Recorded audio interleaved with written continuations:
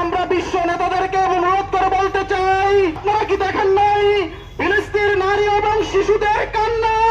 আপনারা কি দেখেন নাই তাদের শরীরের প্রত্যেকটা অঙ্গ প্রত্যঙ্গ বোমার আঘাতে রক্ত বিক্ষত হয়ে আকাশে উঠছে?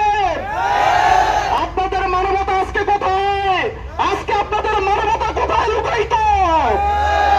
আমরা ইসরায়েলকে হুঁশিয়ার করে বলে দিতে চাই, অবিলম্বে তারা যদি তাদের এই হত্যাযজ্ঞ না বন্ধ করে তাহলে মুসলমান জাতিও থামবে না। মুসলমান জাতি অস্ত্রকে ভয় পায় না, রক্তকে ভয় পায় না। তারা তাদের ইসলামের জন্য, দ্বীনের জন্য প্রথম কেবলাকে তারা রক্ত দিয়ে হলে তারা রক্ষণ করবে ইনশাআল্লাহ।